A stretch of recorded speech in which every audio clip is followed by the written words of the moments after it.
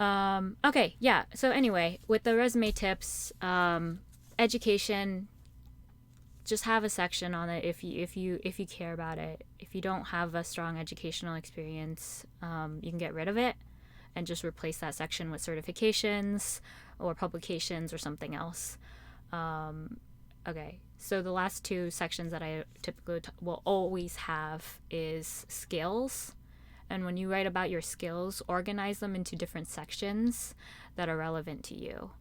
So if you are applying for a software engineering role, then you want to make sure that you have sections that are dedicated to particular engineering concepts.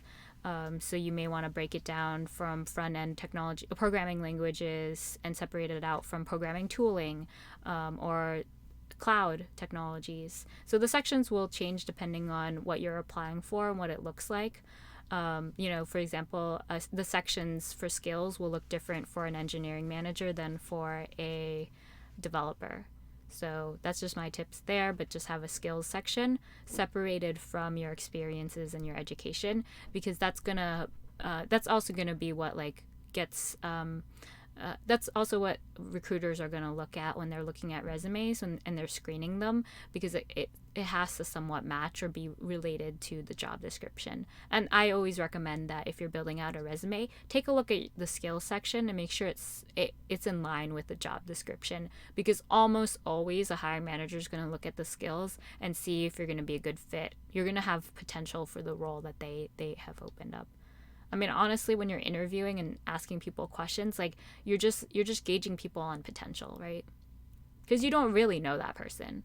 As much as people can show up and share who they are and show up as themselves, like you're only really measuring people on potential.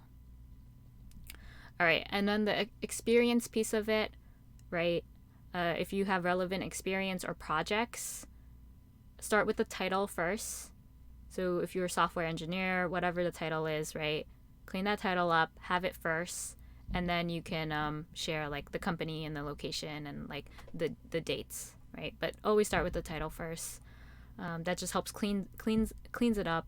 I care more about what your past relevant experiences were in what function than where you worked at.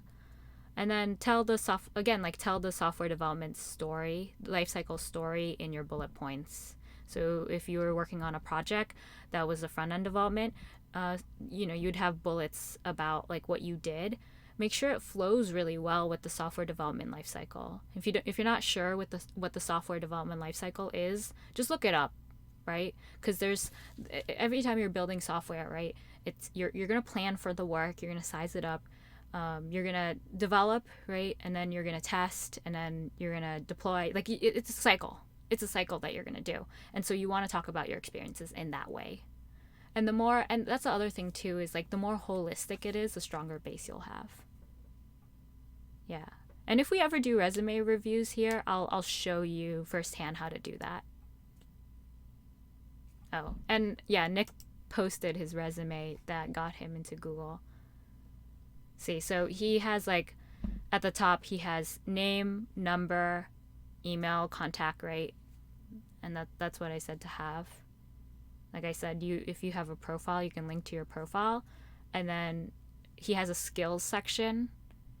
Let's see the sections. He has a skills section, a certifications, a publication, and a experience section. If he wanted to, he can have an education section, but he kept his to one page. He just chose to keep his at one page, right? And a lot of times too, like if you leave anything out, it's not a big deal because you're filling it out through the job portal anyway. Like a job portal is gonna ask like, what's your education experience, and they're gonna have it on record. Um, it just depends on what you're willing to talk about.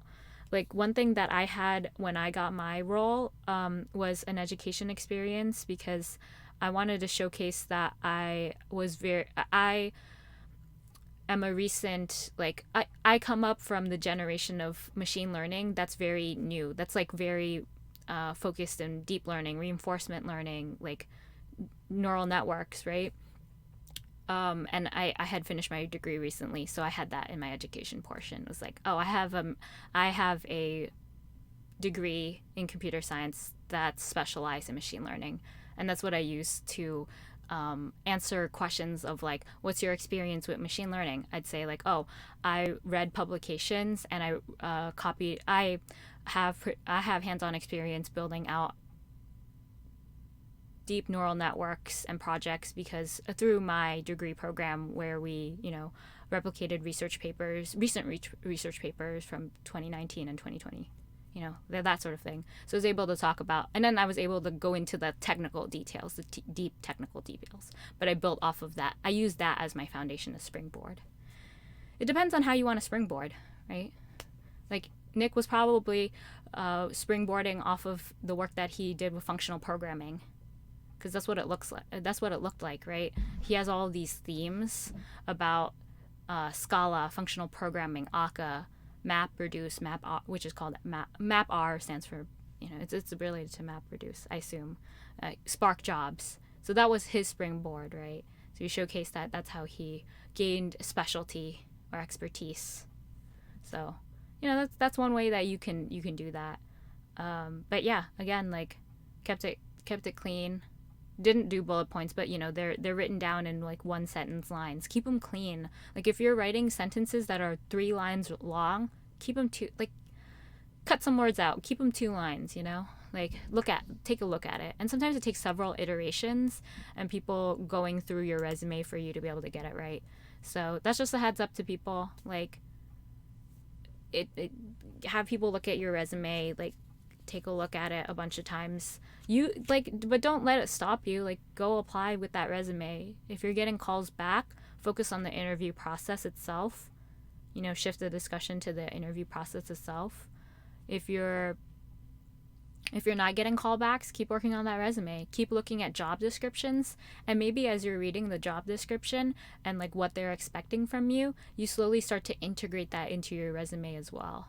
So that's also a good way to get more on point or get more aligned to particular job openings, is like integrating pieces of that into your resume. Because a hiring manager is the one who's writing these job descriptions, and so if they're looking for specific things about the software development life cycle, or they want to see like that you're able to build out tests, right? Like integrate that into your resume and see if you get a call back the next time you apply to a different role. So that's kind of how I like to do it. Like it's tweaking. That's all it is.